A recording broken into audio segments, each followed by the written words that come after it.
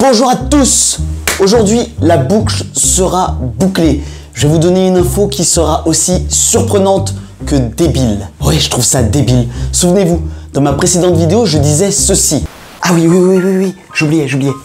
Pour ceux qui ont des crypto-monnaies sur eToro, ni cette vidéo, ni la précédente ne vous concernent. Mais vous en faites pas, j'en parlerai un jour. Vous admirez cette maîtrise du suspense, hein? Quand même. À l'heure où l'État et les pouvoirs publics auront besoin d'argent dans les années à venir pour faire des campagnes qui vont vous rappeler que les crypto-monnaies, c'est mal. N'y touchez pas. Les Français s'entêtent et s'endettent à coups de crypto-monnaies. Mais vous avez décidé de prendre les choses en main. Comment?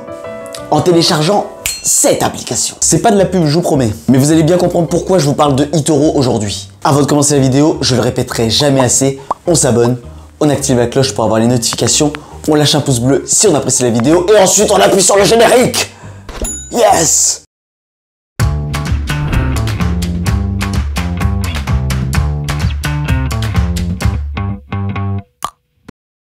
Bien, alors pour commencer, comme je vous l'avais dit, la fiscalité des crypto-monnaies, c'est pas la joie. On a un ministre qui, sous couvert de soutien à la blockchain, a créé le pire, mais je dis bien le pire régime fiscal qui soit. Et si vous n'en êtes pas convaincu, c'est que vous n'avez pas encore regardé ma vidéo, alors on y va, on se dépêche. Mais là où ça devient drôle, c'est que voyez-vous, les pouvoirs publics ont laissé une débilité dans la loi qui, je dois l'avouer, me dépasse. Enfin, je vais vous expliquer en fait d'où ça vient. De quoi je parle? Alors tout simplement des CFD, Contract for Difference. Oh, my English very well. Oh, sorry. Et ces CFD, on les retrouve où? Essentiellement sur eToro. Vous savez, l'application dont Gaël Monfils fait la pub depuis quelques années et dont l'AMF dit que c'est une arnaque. Attention, c'est l'AMF qui le dit. Hein. Mais n'empêche, tout ça c'est bizarre. Hein. Entre l'AMF, la Banque de France, les crypto-monnaies, il y a un bif. Hein. Il y a un truc qui s'est passé, on n'est pas au courant, mais c'est pas le grand amour. Donc là, vous vous dites, mais pourquoi il me parle de CFD, d'eToro? Mais parce que réfléchissez 2 secondes. Au cas où vous ne l'auriez pas remarqué, vous qui avez mis de l'argent sur eToro, on vous dit au moment où vous achetez, vous n'achetez pas les crypto-monnaies, vous achetez des CFD. À aucun moment sur eToro, vous n'êtes véritablement propriétaire des crypto-monnaies. Je le répète, à aucun moment. En fait, ce que eToro vous propose d'acheter, c'est un instrument financier à terme qu'on appelle en français contrat financier avec paiement d'un différentiel. What the fuck is it? En réalité, c'est très simple à comprendre. Lorsque vous vous dites que vous voulez acheter par exemple du BTC, vous allez mettre 100 € sur eToro et là vous allez acheter le CFD BTC. Et qu'est-ce que va faire eToro? eToro va regarder quelle est la valeur du Bitcoin à la date à laquelle vous avez investi. Par exemple, vos 100 €, ils valent 0,00001 Bitcoin. Eh bien vous avez donné vos 100 € à eToro et vous avez un contrat avec eToro. Ce contrat, il dit quoi? Il vous dit que si le Bitcoin augmente et que vous décidez de vendre, eh bien eToro vous paiera la différence entre le prix de vente et le prix à laquelle vous avez acheté ce contrat. Si la valeur a diminué, eh bien c'est vous qui devez donner de l'argent à eToro et ils vont se servir sur ce que vous leur avez déjà donné. Et bien entendu, vous ne pouvez pas perdre plus que votre mise de départ. Donc vous comprenez bien qu'à aucun moment vous n'êtes propriétaire d'une crypto-monnaie. Vous êtes simplement propriétaire d'un bout de papier qui vous dit qu'à un moment donné, on vous paiera la différence entre une valeur à un moment A et à un moment B.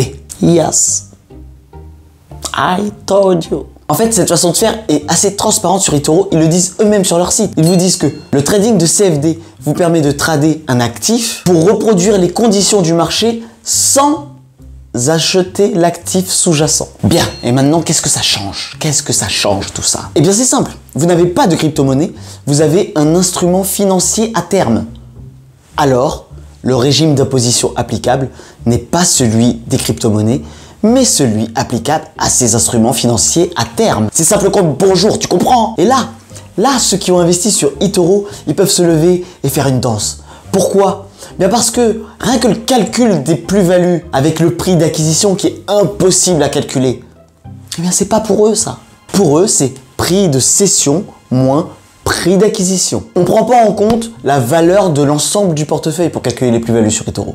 Non. Pas besoin du nouveau formulaire 2086. Non plus. Sachez que ces instruments financiers à terme que sont les CFD sont imposées comme des valeurs mobilières classiques, à la seule différence qu'il n'y a pas d'abattement pour durée de détention. Ah, vous savez pas ce que c'est? Du coup, je vous l'explique pas puisque je vous ai dit qu'il n'y en a pas de toute façon, donc on s'en fout.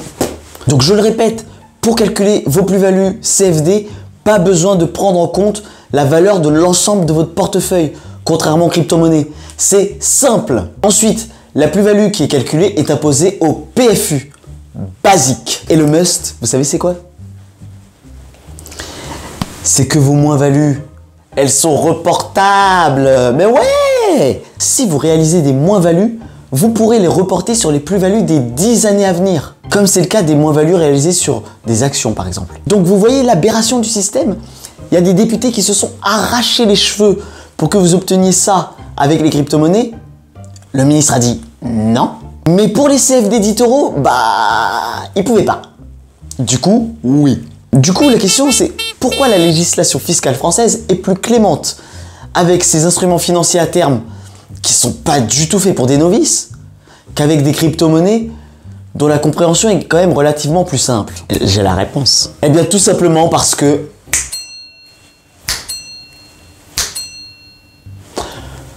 l'Union européenne. That shit, yeah. Oui, c'est la Commission européenne qui a dit à la France de se calmer un petit peu avec l'imposition de ces titres financiers, puisque avant 2014, c'était pas vraiment le cas. Depuis, la France a dû adopter une législation qui était plutôt clémente vis-à-vis de ces titres-là. Mais vu qu'il n'y a pas encore de législation européenne sur les crypto-monnaies, vous serrez la ceinture. Enfin, je dis vous, moi aussi, puisque j'en ai, mais moi, je suis sur Itoro. Du coup, on en arrive à la situation ubuesque où trader des instruments financiers complexes est moins taxé que trader des crypto-monnaies. Voilà. Dernière info, vous amusez pas à céder des CFD à titre habituel parce que là encore, comme avec les crypto-monnaies, vous allez vous retrouver sur du BIC ou du BNC et c'est plus la même histoire. Mais c'est quoi trader à titre habituel? Bonne question. Bonne question. Très bonne question. Bonne question. Bonne question. Bien, c'est la fin de cette petite vidéo. Je vous invite à lâcher un petit pouce bleu, vous abonner si ce n'est pas déjà fait. Et on se retrouve bientôt, la semaine prochaine normalement, pour une autre vidéo. À bientôt!